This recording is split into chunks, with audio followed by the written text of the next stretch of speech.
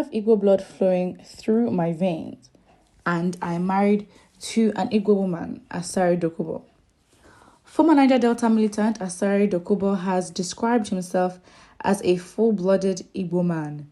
ASARI DOKUBO, who was speaking a while ago in a Facebook Live video, said there was never a time he dissociated himself from being an Igbo. According to him, he is not just an Igbo, he is equally married to an Igbo woman. When you speak, they would say you are anti-Igbo. I don't need to repeat myself. Now, can I be anti-Igbo when I'm also Igbo? How can I be anti-Igbo when I'm married to an Igbo woman? I am Igbo and I have Igbo blood flowing in my veins. It didn't stop there. I am married to Igbo. I gave my son the name my great-grandfather gave to me. I have never denied myself of being Igbo. If you don't believe me, then that is your business. Frankly, this conversation is very relevant because why does you be the Igbo matter? Why should it matter? Identity politics is a big thing in Nigeria. We cannot ignore and pretend like as if it doesn't exist. However, making such a big deal of it that you're Igbo and you marry an Igbo person shows that doesn't really say anything. So what should we do about it? That is the question. What does this prove about your character? So if you're being called anti-Igbo, why would such an accusation be put on you? Why would you face such accusation? Does that mean that Igbos have the right to say things that are anti-Igbo? Doesn't make sense. You can be look at Joe Igbokwe. If you were to call him anti-Igbo, then that would probably make sense because he's sold himself out. He speaks against his people all the time. Because he's Igbo does not mean he's going to get away from the fact that he sweeps his people in a very bad position. He puts them at a risk of being disrespected. Well, he's disrespecting himself anyway. But the fact is, because you are of an identity does not mean you have some privilege to disrespect your own people and you get away with it because you're from that place. I know it may seem logical that, okay, fine. I mean, if I have any rights to talk about anybody, I can talk about my own people. Which, yeah. However, because of where you come from, it does not mean we're going to take our eyes away from the core of what you might have said that would give the impression that you're anti-Igbo. I mean, ASARI DOKUBO came out recently and I was talking about how Peter Obi is a scammer, how his whole campaign is a scam, and how people are falling for his lies. And of course, there are so many arguments that are used against him that ASARI DOKUBO has used against him.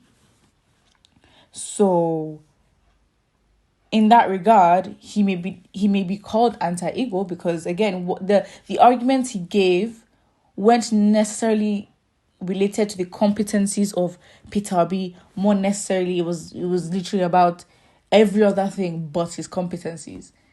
And so in that regard, maybe you'd be seen as anti-Igbo. But just because you're trying to claim your Igbo right or Igbo card does not mean you will not be held accountable for what you say. It is not because of your identity that makes you anti-Igbo. It's because of what you say and your actions.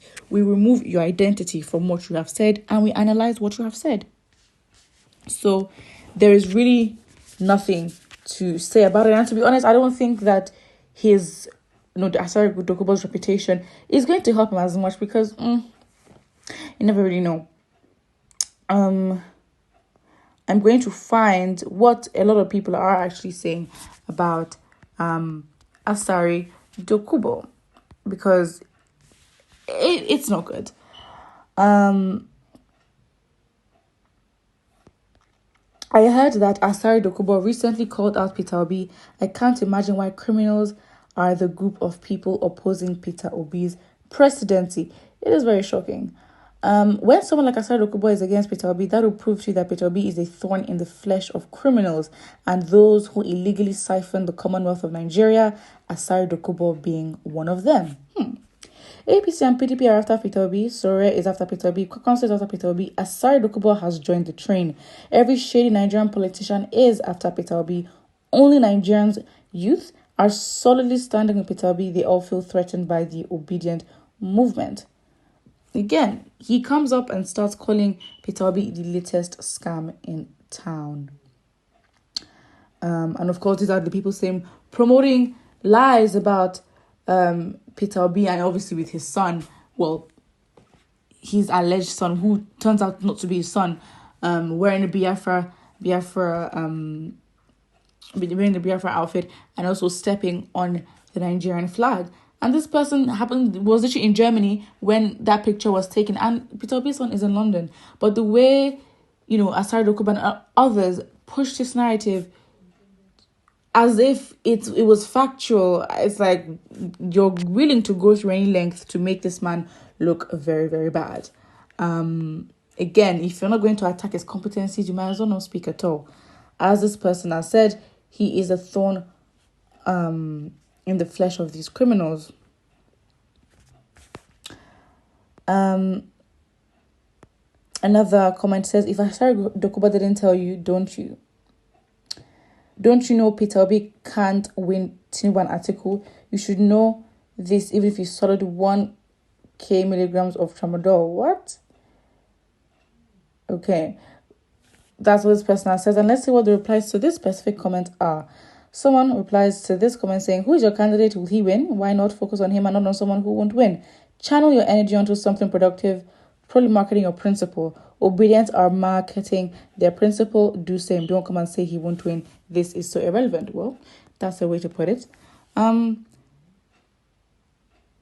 all my interactions, I'm yet to come across a Tinubu or article prominent who is supporting only on the basis of envisaged good governance. They are only supported because they stand to gain material reward directly or indirectly. It's not even that.